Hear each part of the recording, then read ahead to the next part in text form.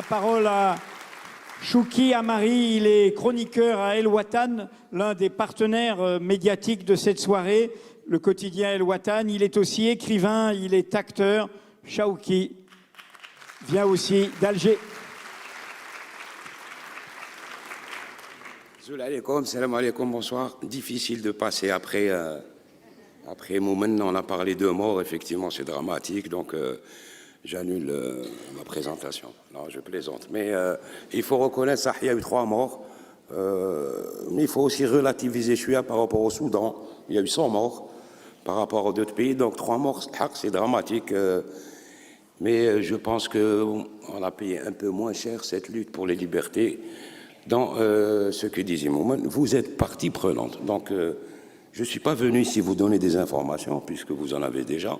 Aujourd'hui, tout c'est à la seconde près, en live. On m'a demandé de faire un petit état des lieux de la liberté de la presse en Algérie. Ce n'est pas mon sujet favori, mais je vais vous en parler.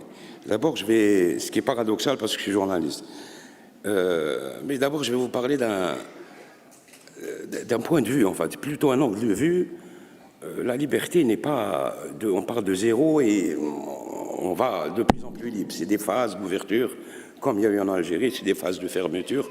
Là, on vient de passer une phase de fermeture assez sérieuse.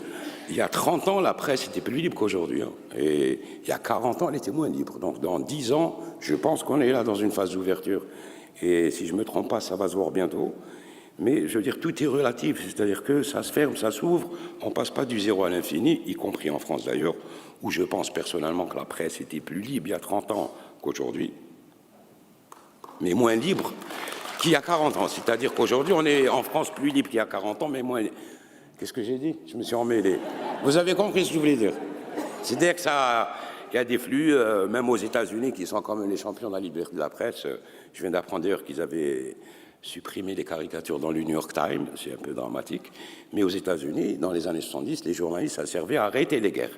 Je vous fais référence au Vietnam. Aujourd'hui, les journalistes vendent des guerres. Donc, il y a quelque chose qui s'est passé entre-temps et qui touche y compris l'Europe. Et bon, l'Algérie un peu moins parce que l'on est paranoïaque. On surveille les avions de l'OTAN, où c'est qu'ils vont frapper, etc. Donc, pour la liberté de la presse, effectivement, je pense qu'on va rentrer dans une phase intéressante pour nous, même si dernièrement le journal TSA, ça évidemment vous avez l'information, a été bloqué pendant 3 jours, c'est quand même le premier journal en ligne, mais moi je reste optimiste, d'abord parce que j'ai une bonne enfance, et je pense que ça va aller dans une phase d'ouverture, je ne sais pas où elle va aller, mais peut-être qu'après il y aura effectivement une nouvelle phase de fermeture, comme on dit, donc pour la liberté de la presse, il faut voir qu'est-ce qui va se passer après ça, même si moi, en étant d'une génération un peu plus ancienne que ceux qui sont passés avant moi, la liberté, il ne faut pas la prendre du côté primaire, c'est-à-dire une espèce de mythe fondateur, on est libre si l'on n'est rien. Non, il y a d'autres facteurs. Il y a par exemple, si aujourd'hui on est très mal classé par RSF, qui est donc Reporters sans frontières, qui donne chaque année dans un bureau les notations, c'est un peu les agences de notation de la presse. On est très mal classé, c'est vrai. D'ailleurs, on était mieux classé avant. Je pense qu'on va remonter dans les classements.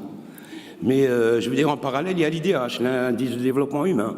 Donc, qu'est-ce qu'il faut faire? Est-ce qu'il faut faire monter le RSF et faire tomber l'IDH comme aux États-Unis, ou faire le contraire, faire remonter l'IDH et faire baisser le RSF comme à Cuba, par exemple, qui ont donc accès gratuit à tous, médecine performante pour tous, mais avec une situation de la presse catastrophique. Donc après, il faut vraiment voir comment on peut ajuster les curseurs. Bon, il y a des pays, effectivement, qui ont réussi, je parle de la Scandinavie peut-être, ou de la Suisse, qui ont réussi à avoir un RSF en hausse et un IDH en hausse. Et donc, c'est un peu, on va dire, la fin de l'histoire qui a été prédite, c'est-à-dire que tout va bien, mais on s'emmerde quand même en Suisse et en Suède. Donc, est-ce que c'est ça la fin de l'histoire? Est-ce qu'il faut aller vers là? Je ne sais pas. En tout cas, il faut faire attention à ça. L'Algérie, par exemple, a un IDH qui est très bon, électrification à 90%, au gaz, l'accès aux soins, etc., etc. Bon, peut-être une médecine de pas très bonne qualité comme à Cuba, mais donc je pense qu'il faut arriver à avoir des curseurs, on va dire, équivalents. À quoi ça sert d'être libre si on est pauvre? À quoi ça sert d'être riche si on n'est pas libre. Et donc, ça, ce sont des modèles socio-économiques qui sont en train de se faire, en France d'ailleurs, puisque c'est remis en question, la sécurité est-elle plus importante que la liberté? Donc ça, c'est des débats que vous avez. Mais donc en Algérie, évidemment, pour sortir un peu du sujet, on est un peu inquiet. C'est-à-dire que, bon, d'abord, ça fonctionne chaque semaine, donc pour l'instant, tout va bien. C'est-à-dire on arrive à démettre un président, à annuler des élections, à mettre ces oligarques en prison.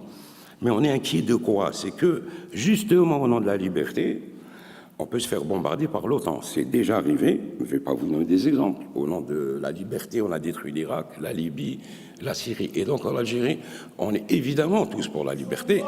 Hein? Vous avez des casques anti-OTAN. Qui veut juste être là?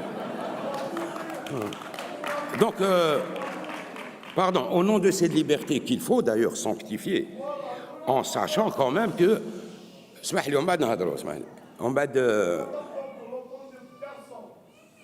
non, moi j'ai peur de l'OTAN, parce que c'est des drones, tu ne les vois pas arriver. Hein. Moi j'ai peur. Hein, là, mais tu vois. Et donc, il m'a insulté, non? Il ne m'a pas insulté. Je plaisante. Donc ce que je voulais dire, Marc, juste... filmé, c'est en direct, hein? Nous suivent n'entendent pas. Télévision, tu passes à la télé. Donc voilà, ça revient justement à ce que je voulais dire. Comme on est tous parano en Algérie, y compris vous, puisque la moitié de la salle est venue voir, est-ce qu'on va dire du mal de l'Algérie? Ils sont venus pour ça. Ça. Et donc, si, c'est vrai. Je te connais. Et donc, en fait, pardon, on rigole, mais c'est des sujets sérieux. Donc la liberté, bien sûr, mais attention, est-ce que la liberté, espèce d'ouverture qui va permettre à des forces fondamentalement négatives, je ne vais pas donner de nom, sauf si vous insistez, pour justement essayer de détruire une nation qui est progressiste, qu'on le veuille ou non, l'Algérie est une nation progressiste qui a toujours été aux côtés des peuples pour leur libération, qui n'a jamais agressé aucun pays, à part son peuple, comme un père autoritaire, qui frappe jamais son voisin, mais qui écrase ses enfants. C'est comme ça.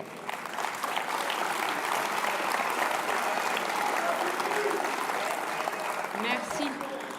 Ce que je voulais dire, c'est que justement, je connais. Ouais, mais il ne suffit pas de le dire, ça ne marche pas comme ça. La politique, c'est plus complexe. Ce sont des rapports de force dans lesquels, d'ailleurs, les médias ont un rôle à jouer. Et la population. Mais là, de l'argent. Non, je n'ai pas d'argent. Je finis ça, en bas, je laisse la place aux autres. Qu'est-ce que je voulais dire? Ouais, je voulais dire... J'ai oublié. Je vais dégager après, non? Non, ça y est, je me rappelle. Ce que je voulais dire justement, qu'il y a un acquis au niveau médiatique en Algérie, c'est que la majorité, mais vraiment l'immense majorité des médias, surtout de presse écrite, appartiennent à des journalistes. Et ça, c'est un acquis qu'il faut préserver. Dans un monde où aujourd'hui l'information est achetée par des groupes privés, qu'ils soient industriels ou des hommes d'affaires, etc., etc. Et c'est pour ça d'ailleurs que je suis venu à Mediapart, qui est un journal de journalistes. Et je vous le dis la vérité, hein, si j'avais été invité par Libération, Le Monde, je ne serais jamais venu. Ou BFM, ou je ne sais pas. Donc Mediapart... Mediapart est un très bon modèle de journalisme, c'est-à-dire que c'est un journal sur Internet, mais qui arrive à assurer ses frais de gestion avec des abonnements auxquels, je vous rappelle, personne n'y croyait. Non, l'information, c'est gratuit, on ne paye pas. Il y a des abonnements, et c'est comme ça qu'on est là. Et c'est comme ça qu'ils m'ont offert une suite au Sheraton. Donc, il y a de l'argent à Mediapart.